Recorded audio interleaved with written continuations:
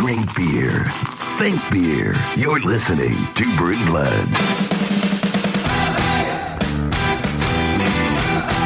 Friends bring happiness into your life. Best friends bring beer. That is a very fake quote from someone that is extremely fake. Brew Bloods episode 126. I'm Mark, and on today's episode, myself, Dustin, and Javi are sitting down at Liquid Growler to look back at 2017, and we do a news roundup to get 2018 started. So let's get down on it.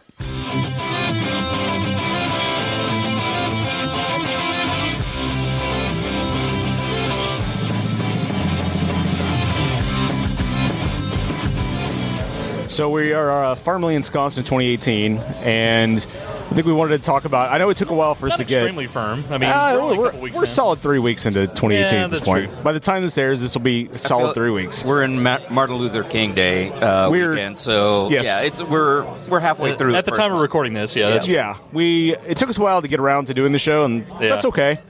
true. We got lives. Yeah, that's right. We took a holiday break. We're ballers, bro. We're ballers. Yeah, we had to take an extended vacation. We had a lot of personal affairs to wrap up, contracts to sign. Marcus has his year-end taxes to do. That's right. Which are massive and plentiful. Actually, we just did pay our estimated taxes for there you go. our final payment for 2017. Yeah. So yes, there was taxes involved. That's a baller move to have to pay multiple times your tax bill. I spent an hour today resolving a W-2 discrepancy, so, That sounds fun. It is fun. It's good times. It's too bad you weren't rolling on that, so we could go in and edit the podcast. It's a great part of the podcast. So, I know Javi wanted to do this at the end of last year, but we didn't get a chance because we never recorded an episode at the end of last year, after the Star Wars episode, but... True. Whoops. How do you see your beer life changing, or maybe just your drinking life changing in 2018? Do you have any New Year's resolutions, I suppose, in the drinking world? I can say that I found myself, and this kind of goes to just a recap of 2017 also, I found myself kind of moving away from being the kind of an IPA guy to kind of... Which is how you've always introduced yourself in the past. Yeah, exactly.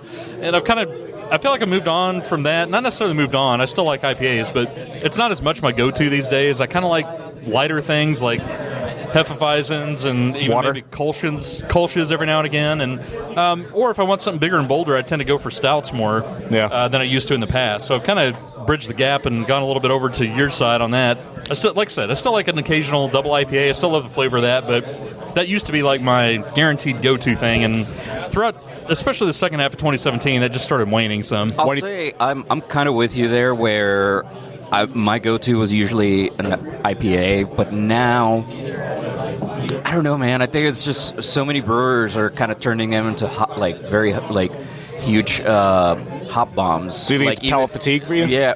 I mean, it's just so chewy sometimes, and it's just not really thirst quenching. So lately, especially in the earlier hotter months, I was leaning more towards I guess a session IPA is along those lines, but really saisons, farmhouse ales, sours, those even the Salty Lady, which is from Martin House, which is the only Gose I really like. I've been reaching for that a lot more, or Velvet Hammer if everything fails. Yeah, sure. Even ciders. I think it's just because I spent a lot of time at the currently shut down Cidercade from Bishop Cider, but I've gotten a bit of a taste for ciders lately. Yeah, I like that too. I think not that IPAs don't vary, but it's a similar flavor palette a lot of times, especially in the double IPA realm. And some of them are harsher than others, and some of them are better than others. But I feel like you get a lot more diversity in the stouts and the farmhouse ales. Like you said, even the saisons. I used to hate saisons. I would go for those. Yeah. But lately, that's been a very pleasant, kind of refreshing beer. Even the lighter ones, like even a Hefeweizen or a Kolsch, especially in the summer. That's kind of a nice, light, refreshing thing. It doesn't have a ton of alcohol in it, which is also kind of nice. And I think you have a wider flavor palette with the lighter beers too. Especially with Gozes and sours, you have a much wider flavor palette than you seem to with IPAs these days. I feel like IPAs, as popular as they still are, and they still lead the industry, I think they have kind of stagnated as a flavor. I mean, I appreciate it. I wonder if maybe that's why this New England IPA is so popular now, because it's just like, it's a little juicier. It's any kind of variation to the IPA formula. I mean, I know I was super hyped for the black IPAs. I still like them, but I don't find them that often anymore because, I mean, Yep. Yeah, they're trendy. And, I mean, that's kind of interesting, right? Like, that craft beer, like, has all of these, like, little mini trends going on around it, especially when it comes to the IPA. People are constantly on the search for the new hotness, and they want to find the indie band that they liked before that band got popular, you know? They want to have the cred, the beer cred, and yeah, it just feels like that's true. I mean, IPAs still lead, but I mean, I like IPAs a lot, but I don't dip into that well as much as I used to, for sure. Yeah, I have some go-tos that also have, like, Community News Mosaic or stuff like that, you know, it's just kind of a one-off quick thing. Yeah. I'll definitely do that. But I think what you were talking about there to the new hotness kind of leads me to the next thing I wanted to kind of recap from 2017. DFW, and I'm sure everywhere in the nation is probably similar, but around here, I would say November, December, that's when you get all the awesome rare releases. You get the Bourbon Barrel Temptress, you get the Bourbon County, which obviously that's everywhere nationwide. Big Bad Baptist has their variants. You know, a lot of rares, the Holiday Bomb from Prairie, a lot of rares come out at that time. And I feel like in years past, especially, really even like a couple years ago, it was really hard to get that stuff. Like, I remember every Black Friday, all three of us texting or DMing each other on Twitter, like, right, where's the new the Bourbon County? You know, right. Where are the varietals? Like, Yeah. Well, and like we were out of the country for Thanksgiving week this year. Me and Mark were, and my thought was, well, we won't get any Bourbon County unless I go running around for it. Yeah. The Friday we got back just to get one or two. And I did that, and I was able to get one or two, but then I found we're into mid-January now. You go to some places like Craft Beer Cellar, which we've done the pairing at, and the holiday specials are plentiful now. Yeah. And before that was not possible. And I guess my question to you guys is, do you think I know that the DFW beer scene is maturing and getting more intelligent and that kind of thing. Do you think maybe we're getting kind of tired of the same holiday releases? Do you think the breweries are maybe amping up production and see that North Texas is a bigger beer market, so they need to have more inventory? Just kind of wondering what your thoughts are on why maybe that's so much more plentiful than it has been in the past. On the CBS front, for instance, Founders upgrading their facility, that probably helped in production there.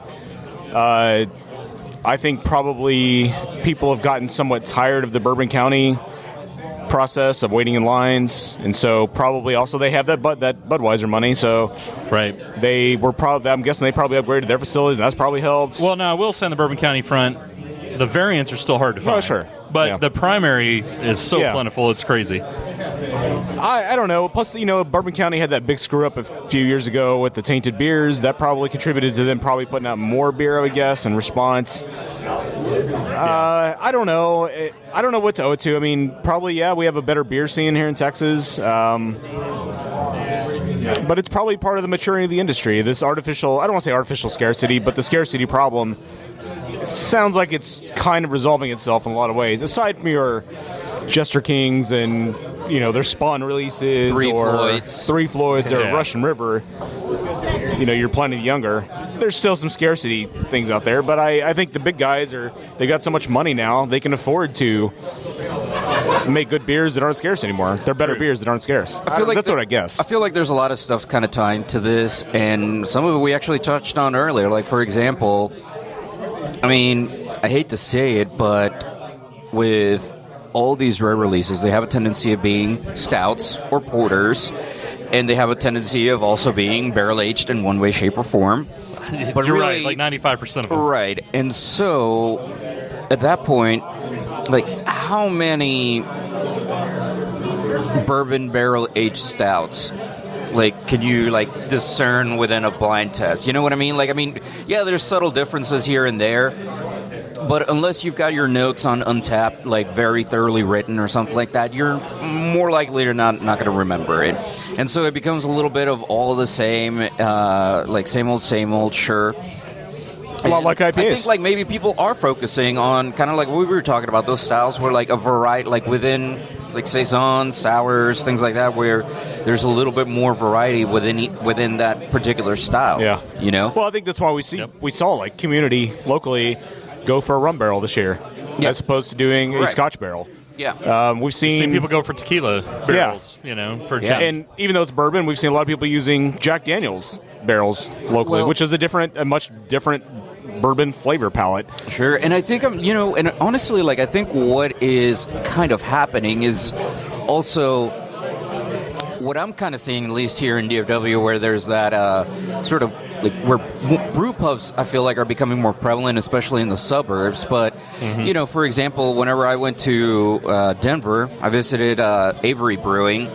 It's interesting that they have taproom only beers that you can get. So I feel like that's pretty rare stuff. So, and a lot of people get hyped for it.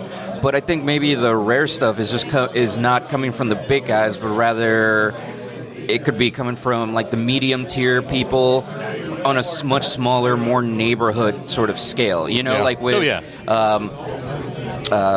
locally here, Brain Dead is has their bottle releases and whatnot, and they're not that rare, but I mean, I feel like it's still like you can't find them in stores, so they're rare in that regard. So I think that's maybe what people are kind of gravitating more towards is like stuff that you can only get within a tap room, and I think that might be the new hotness. You think it's getting more fragmented based on neighborhood? I think so, yeah. And I mean, I don't know if that's necessarily like a bad thing, because I mean, ideally, like, I feel like the brew pub model is kind of awesome in a lot of ways. I mean, unfortunately, here in Dallas, we have, they all kind of start looking the same, like newly opened Union Bear. Just looking at the pictures, I'm like, it's every restaurant in Plano right now. It looks like, you got some wood, you got some, I don't know, industrial vibes. You have some exposed vents in the ceiling. Right. Do you serve your burger on like a big wooden block or something like that? Like it's all the same, but kind of getting ahead of that. But I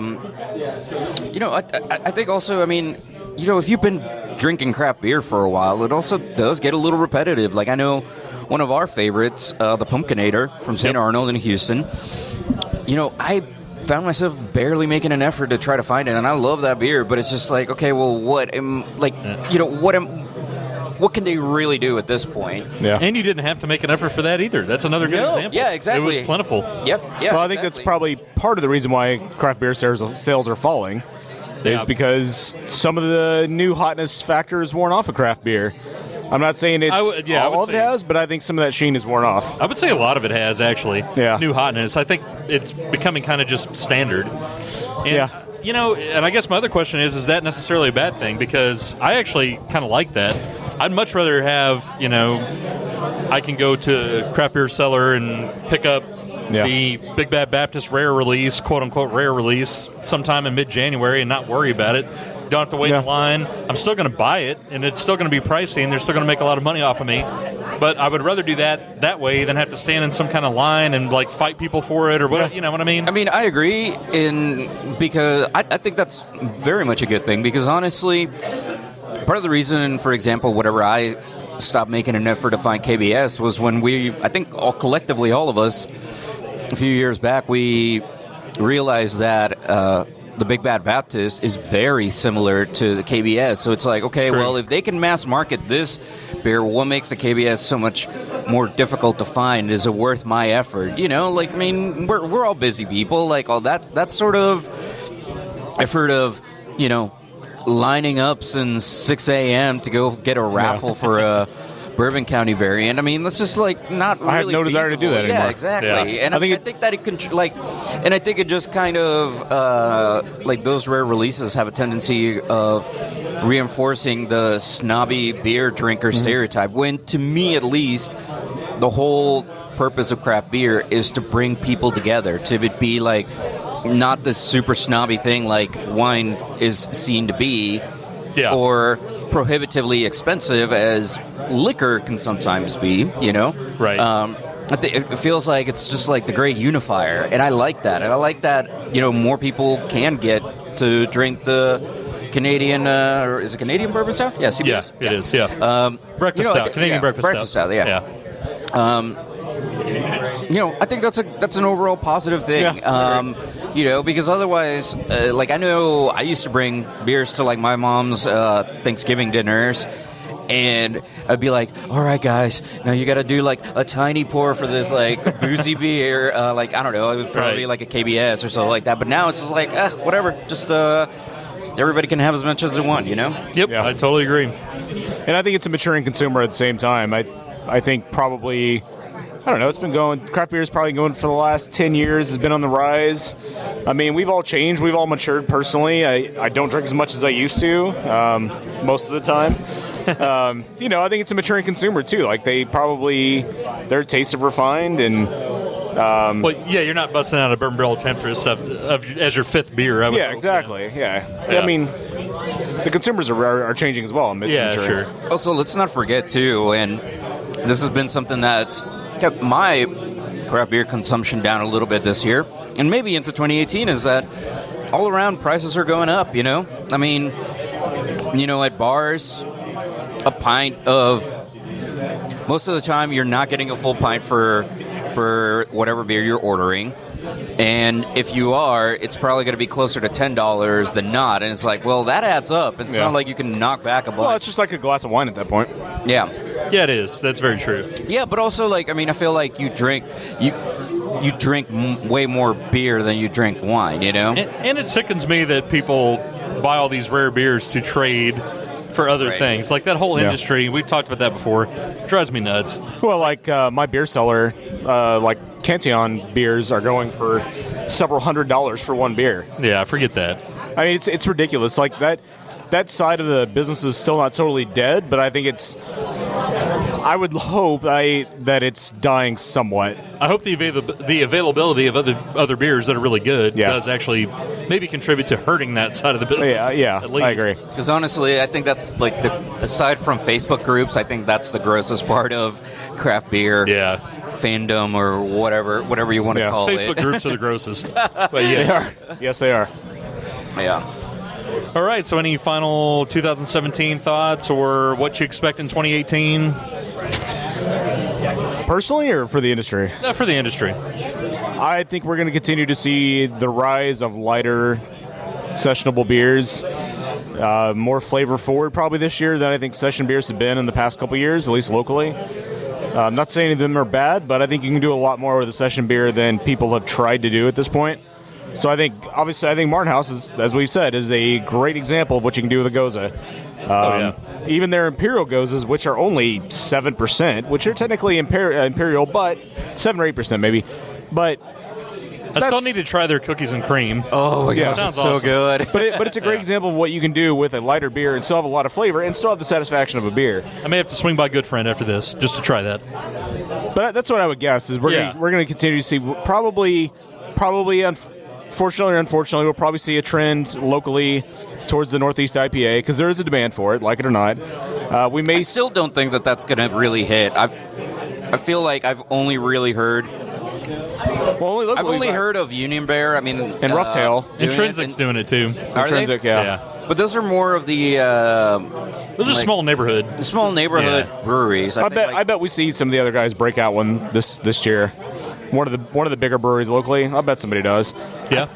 Maybe. I think maybe people are, but also like going back to the maturing consumer and industry. I feel like maybe the bigger guys know that this is more of a trend, and maybe they don't want to waste the resource. Maybe they want to revamp some stuff. True. You know, going back to the trends. You know, I really do think that brew pubs are going to continue showing up here in Dallas. I feel like there's another one in up north in the suburbs that's about to open up as well. But I would be more interested in seeing them in Dallas proper. Well, Unlawful Assembly just opened in Plano.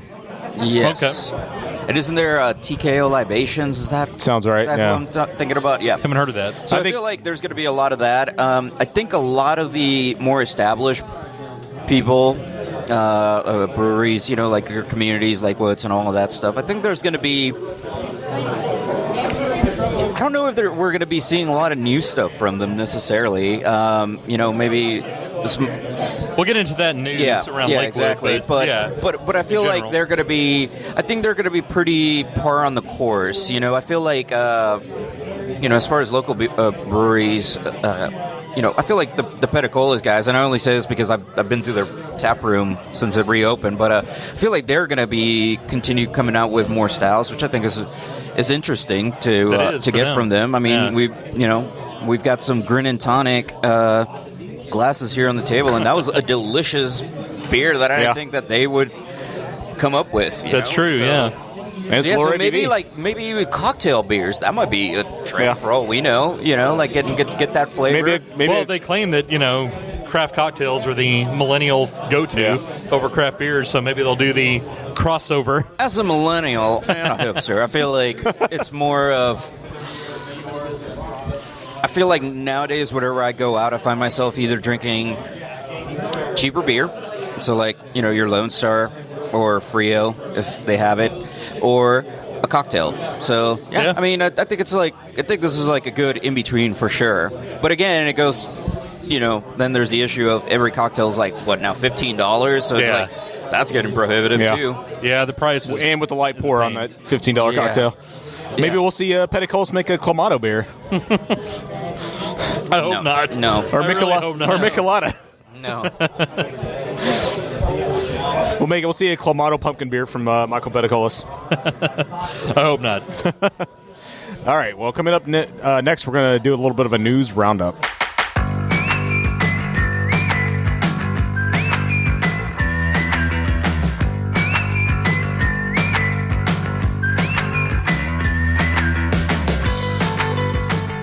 News. So brews in the news, something we haven't done in many, many months. And we're going to pick it back up again, part of our 2018 resolutions for a better podcast. I think it's informative and easy, so it's a win for both both us and the audience. I wasn't going to mention that, but sure. Well, but it's a win for the audience. It is. Why not mention it? It's a win.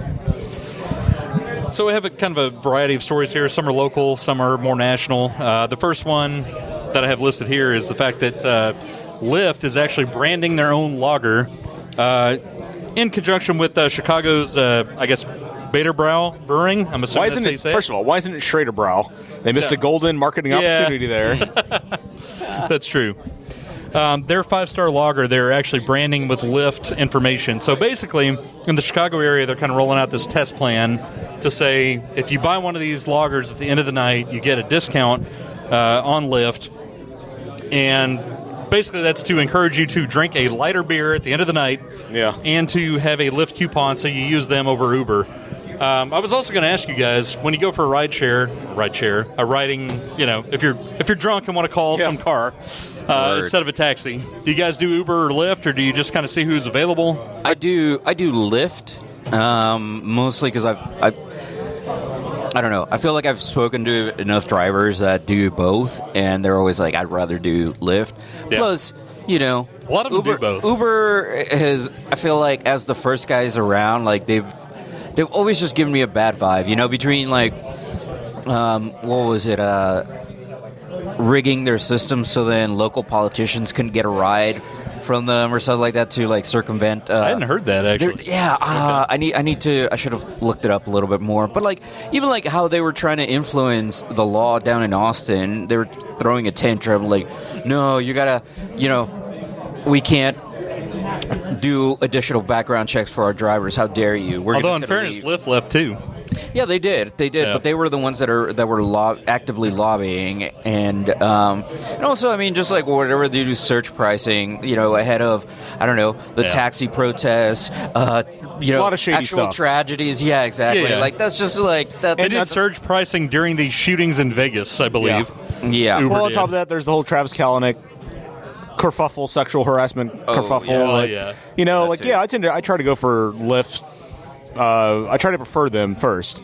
I've had better experiences overall with Lyft than I have Uber as well. So just a better ride experience than I have with Uber. I mean, you remember the nut we had with when we were left at concert at the House of Blues? I thought that was a Lyft guy. I'm pretty sure it was Uber. Okay, anyways, maybe so. That guy was a complete nut. In fairness, I'd probably go for whoever's first available, but I totally get your points for sure. But yeah, they're basically giving people $5 off if you buy that lager. And enough to cover a tip, basically. Yeah, pretty much. So would that encourage you all to actually go with Lyft? No, because I'm not going to buy a lager, so maybe if it were a Beta Brow IPA or something. I mean, I get where they're coming from, but no, probably not. I mean, no, it's probably not my thing. Me neither, actually. I don't think that would have any effect on which one I chose. And also, I feel like a lot of these coupons for the ride shares are for the first time use only. So, I mean, are they actually willing to take a $5 hit on all new rides? Because in the full article, in the full article, it did look like that they will give you $5 off any time you do that. Yeah. So it's not a one-time code. Okay. It's a one-time code when you get it for that day, but you can get another one the next day. Well, the other interesting thing that I heard, I don't know if it's true or not, but I heard it from a tech podcast talking about how Uber, at least, is already operating at a $4 billion loss a year. If they were to actually... If they actually Amazon wanted did that to, kind of thing too. I know, but I'm saying if they actually wanted to meet their budget requirements, they would have to charge just as much as, if not more, than a regular taxi service. Wow. So I bet people would pay the Lyft premium for the fact that you don't have to deal with taxi drivers. I would. And I mean, still cheaper than DUI. Not to be super cynical, but honestly, with all of these internet startups, the novelty of them is that they're not being regulated like the much bigger industries are, so that's why they seem like they've got a benefit. But everything, eventually the reality comes that, regulations, laws are going to be a part of it, and it's going to drive up costs, and then eventually we're going to be paying the same amount, and it might not be cheaper than taxis sooner than later. Exactly what's going to happen to Mark and all of his cryptocurrency holdings whenever it's regulated. Well, honestly, if the taxi industry would stop resisting progress and make an effort to make their cars better, their drivers better, and provide an on-demand service like that, and they would actually show up when you call for a car. That's kind of my point. Then is the maybe they could compete. Tracking that Uber or Lyft gives you. Yeah, I do like that for sure. Yeah. But also there are really weird and shady ways of circumventing that. So I don't know. I've heard horror stories of how sometimes drivers can game the system, so then they make it seem like they've been waiting for you, and they make you cancel, and then they get $5. Right. But you didn't know that they were there. So there's a lot of shadiness involved. That may or may not have happened to me in Florida. So I totally understand that, and that was from Uber. Yeah, actually. it's BS. But to me, if they're going to go ahead and roll this out, I would say I don't know that you necessarily have to add on the quote-unquote bonus benefit of making it attached to a lager specifically. Yeah.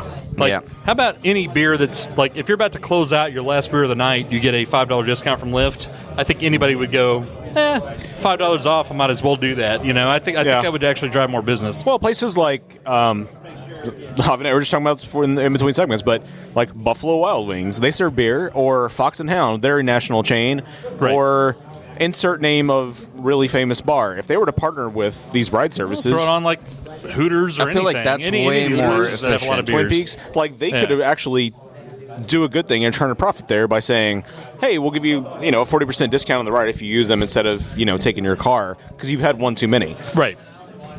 And they would do themselves a good turn by providing that service for their customers. It's a good idea because too many drunk people drive around still. Exactly. Even with these. So, that totally makes sense. Why didn't somebody hire Brewbloods to find drunk solutions to your problems? Well, maybe we can make an effort. And I wonder if it's ironic, and Beta Brow Lager is not really a 5-star beer. Yeah. So I'm going to guess. I mean, have we heard of anything from them? I haven't. I have not. It's just honestly, Beta Brow sounds like one of those quote craft, brands in some big conglomerate's portfolio. Right. Yeah. Probably so. So next up is a story around Alexa, which is an Amazon branded. What do you even call that? A whole home solution. You ask it questions. Smart home solution. Yeah. Stuff. I don't know what facet of society you put that in, or home spying software. Yeah, maybe I would say it's yet another data gathering device that we willingly purchase and bring into our lives. Alexa, buy lube. Now, Alexa is incorporating, as everything is these days, and will going forward, they're incorporating machine learning. Yeah. So Alexa is becoming its own thing to where it will make suggestions for anything under the sun, including what's the best movie to watch, what's the best TV show I'm not watching, etc. Well, one of the things they are doing is beer. So apparently, one of the examples that was given in the story that I read here said that somebody asked Alexa what's her personal favorite beer. Now, remember, this is supposed to not be a programmer. This is supposed to be coming from Alexa directly. Right. And Alexa said it's definitely Budweiser. Yeah, what I sense there is a sponsorship working its way into Well, certain that's what I was going to ask. For one, how does a machine know what beer tastes best? I don't know how you can possibly teach a machine that. Machine learning has plenty of application, but to taste, it seems impossible. The only way I could guess Siri knows how to dispose of a body, so what's the precedent with that? I'm guessing maybe it's basing it on mentions on the web, like average brand hit on the web or something like that? I imagine it would probably be a combination of how many people search for this one thing, any given time period, then what your order history is, and then other people around you. Yeah. So it's like... Sure.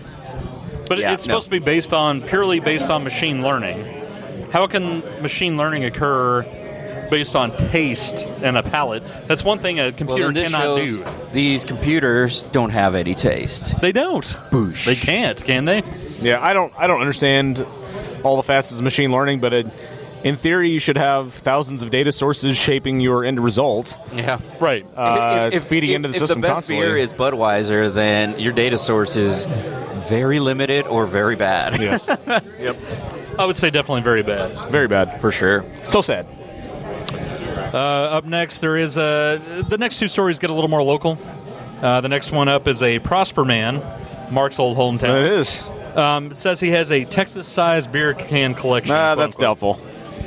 So a guy named Edward Hicks has been collecting beer cans since he was 9 years old. He has beer cans dating back to World War II, actually back to the 1930s. And he basically has several different shelves in his house, has them all lined up, and that's what he collects versus any other collectibles like coins, stamps, whatever you want to say. But how many cans is Any Texas other lonely guy stuff? Yeah, any other lonely guy stuff, yeah. Nerd. Nerds. He says he does it mostly not for making any kind of profit, because I don't know that he could, but he says it's more about remembering things and having memories tied to the cans when he collected them with his father and other situations. Have you guys known anybody that actually collects beer bottles or beer cans or anything like that? Because I have. I mean, I feel like, I don't know, college-age hobby was collecting random beer cans and whatnot, but it was more of that annoying thing where you put it on top of your kitchen cabinets during a party. You're like, "Whoa, man, we drink so much." But adult me, no. Does my extremely alcoholic stepfather throwing his case after case of Budweiser cans into the back of an orange Datsun pickup, does that count for can collecting? If you put them on a shelf in your house, then it does. Oh, no. If you did not, then no. If that shelf was a broken down orange Datsun in our front yard, of which he would fill up about every month, literally fill up the back end of that Datsun with Budweiser cans, of which then I would turn around and sell them for money. If that's collecting, then sure. Well, yeah, but that's just the aluminum can cash. It's not the actual value of the individual beer bottle. Hey, we had a collection of cans. They were just all Budweiser. Fair enough. But do you think that's a weird hobby? I'll ask you that. Because we're all into beers and stuff. I mean, I guess to each his own, but to me, that's a little bit odd. I think the only time I would be interested to see that, like the Carlsberg brewery in Sweden or Denmark, wherever it is, they have a museum of their own cans. They have a giant collection of their own cans. But that makes sense. It's their cans throughout the years. If you're the company that is making that product, that makes sense. Or if you're going to create perhaps an alcoholic beverage museum, something like that, sure. But just for your home display, I don't know. And to me, if you're somebody that's collecting cans that go back to the 30s, I kind of understand that more than people I've known. There's actually a couple I knew that me and a former friend of mine tried to start a brewery with that had several shelves in their house that had all kinds of local beer bottles and cans that they put they made like several wooden shelves and displayed them all. Yeah. Or their favorite stuff. Just don't see the value in that. It's a waste of space. If you want to do it, whatever, you got the space, but to me that's a little bit odd. I would say as somebody that's grappling with his own collecting habits, like I've got my transforming toy robot collection, and other assorted trinkets, like I just really I'm trying to think. I'm trying to refine it and condensing and trying to be better about it. But now I've gotten to this point where either due to space or funds, paying for a wedding or whatever, helping pay for a wedding, all that's becoming more limited. And I can't imagine that cans are necessarily as expensive as importing Japanese Transformers. Definitely not. But at the same time, it's then it becomes a weird sort of burden on you, because anything that you collect, if you think about it, if anything that you collect, you then have to get rid of, which again with cans is not as bad, but then whatever you're talking on the scale that this guy is talking to, that's going to be such a beating to get rid of or whatever. And I get that there's a sort of historical aspect to it, sure. But, it could easily be, do you really need to have the can itself? Could you not take a picture of it and maybe be like, hey, contact the breweries, be like, hey, y'all, I've got all of this stuff from way back when. Let me hook you up with some pictures if you need them, and just maybe... Yeah, or they give can it back keep to it in them. their museum, like Carlsberg or whatever. Something else. But I mean... A museum makes more sense than your own personal collection. Yeah, honestly, yeah. Because, what do you... what's the point? Yeah, who's the audience, Yeah. It's I mean... Yep, it's a lot of cans. Yeah, exactly. Because then at that point, here's what, and that's another thing, too, is whenever it comes to collecting anything, yeah, sure, quantity can be really impressive, but then your eyes start glaze over, just another cylinder with a design. But rather, I would be more interested in what he thinks are the rare, not rare, but the more important or historically significant ones. Those are the ones that I think should be not just another Ziegenbach can, just for the sake of keeping everything. You don't need to be. If we showed up at Marx's house and he's like, man, I got this third bedroom, let me go ahead and bring you guys in here, and it was full of old cans, what do you guys think? And we're beer fans, it'd be that's great, Mark. Yeah. I would also think that he might have a murder dungeon. True. That is my murder dungeon. I fill the cans with the blood of my victims. And I reseal them. Why is there all this plastic on the floor? No! Oh my God! Right. Very, very dexter of you. Well, it's very poor reporting by NBC5 there, because they don't tell you how many cans they got. What constitutes a Texas-sized collection? I looked on the original article. Yeah, that's true. They don't. It better be, to be really Texas-sized, it better be the size of Texas, or GTFO. It's got to be massive. Yes. Yeah. So lastly, little interesting news that came out of one of our local favorite breweries, Lakewood, and the fact that they are putting several of their brands in the quote-unquote vault. I don't know what that means, if they're going to come out and bring these out sometime later, but for 2018, they're not making several of their standard issue brews, and those do include the Mole Temptress, the Cinnamon Temptress, the Raspberry Temptress, Hypochondria, Punkle, Holiday Bonus, Goatman, and the most surprising to me, Hop Trap. They're replacing all of those. Looking at their 2018 release, it looks like for the Temptress variants, they are going to do a couple. They're still going to do the BBT. They're also going to do the Coconut Temptress and the French Quarter Temptress, but that is it. Well, they've got two other ones. That's crazy, because especially with the Coconut Temptress. But they've got a Tennessee Temptress with Jack Daniels. They've got two more Temptresses coming. So I'm guessing it's just too much. Plus... Yeah, the Tennessee Temptress, I have to question how, I don't know, obviously, but I have to say that this has to be somewhat of a brand attraction, because maybe the Cinnamon, the Raspberry, and the Mole weren't selling as well as they should have. But, especially the Cinnamon, I thought that one was the banger, Oh, I love that beer, personally, aside from the Bourbon Barrel one, I think the Cinnamon's the best, I'm a big fan of the French Quarter. I kind of like the Raspberry, too. I'm surprised any of them. I feel like all the Temptress variants that they would have kept those around. So I kind of wonder if maybe some of this is kind of pushed based on what we talked about in the first segment of maybe some people have fatigue of the same things coming out over and over again. They got to come out with the new hotness. Now, plus, I'm not going to object to the fact that they're releasing the Coconut Temptress, because that's great. But is it Bourbon Barrel aged coconut Temptress? No, it's not. It doesn't look like it, but even the regular Coconut Temptress is good. Yeah, it is. And that is a nice change up. I get that, but still, I'm surprised they're not doing all of them. But you also got to consider the number of beers they're adding to the portfolio this year. I'm guessing maybe they just want to try something new and see what what starts a fire under the pants of the consumer, you know? Well, in the Hypochondria, that one really surprises me. That does surprise me. I thought that would be a nice session IPA. I mean, because I love that the Hypochondria and the Easy Peasy are my go-to craft summer beers. Well, I was also going to say that they are replacing the Hop Trap with a new Lakewood IPA, quote unquote. So we'll see what that happened. Yeah, it's supposed to be a taproom only, exclusive until March. Yeah, should be interesting. We should head up there sometime. Yeah, that'd be interesting. And they have another one coming called Jacked Up Lemon Ale. I wonder if that's going to be something like Mike's Hard Lemonade. Because it didn't say exactly what it is, but a lemon-based beer that's aged in that work. Well, Jack or Daniel's it could bottles. be like, I wonder if it's got like a hot toddy kind of vibe, you know? Like, I mean, aside from honey, you've got all the ingredients right there, you know? And they have two new IPAs, really. They got the Lakewood IPA and they got the Cold Front, which is also a new IPA. So that's not coming out till later in the winter in November, but these are two IPA replacements. And maybe with these new beers coming online, maybe they just didn't have the space to make those beers, the facility to make all those beers, and put out these new ones at the same time. Well, and then beyond that, too, they got the sour program that's got to be hit at some point, right? I mean, I think it's interesting, though, because, like... Is it? Okay. I mean, if you think about it, though, this is a very clever way for one of our more established older breweries to kind of gain some... Like, I mean, the fact that we're all, like, abuzz with speculation and whatnot is interesting, right? Because...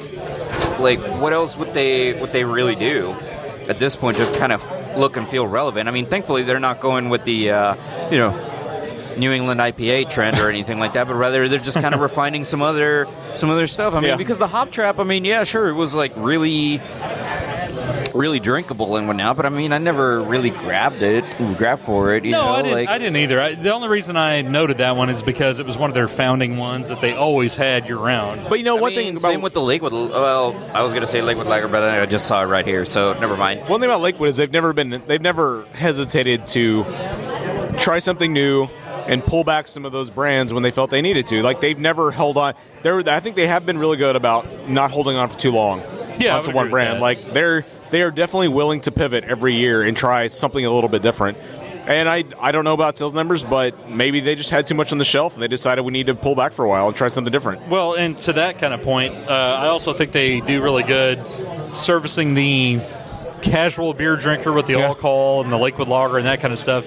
And then the Temptress variants and maybe this new Lakewood IPA. Maybe they feel like they needed to make the Hop Trap a little more bold. Yeah. I don't know what the Lakewood IPA tastes like, but that's kind of my assumption.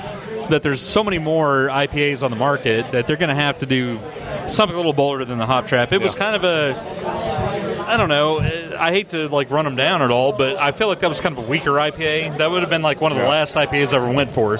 So maybe they're trying to kind of compete with other people that have come along since they came along in 2012 and change it up a little bit. And I mean, I was going to say, I don't know if this is... Well, I don't know if this is the final plans or anything like that, but it looks like, I mean, they're also kind of reducing their canning production. Now that you've got only 4. I'm just trying to look at the patterns here, but like you've got the dry hop summer pills, the all-call Lakewood Lager, and Lakewood IPA. Those are going to be the only canned ones. Everything else is going to bottle. So I do wonder if maybe they're just seeing, even though canning is still sort of the new hotness, that maybe for them it was being a bit of a waste. Yeah, that's true. And like Mark was talking about earlier, they are one of the breweries trying Jack Daniel's whiskey barrels. Yeah, which that was Lakewood prior to them with the legendary. It was one of their milk stouts. They had who was it? Or no, that was Jameson. Sorry. Yeah, yeah. That was Deep Ellum, right? That was Deep Ellum. That's what I was thinking. Yeah, no. But this is Yeah. No, that's fine. All right, well, there's a little bit of brews and news to get you started for 2018.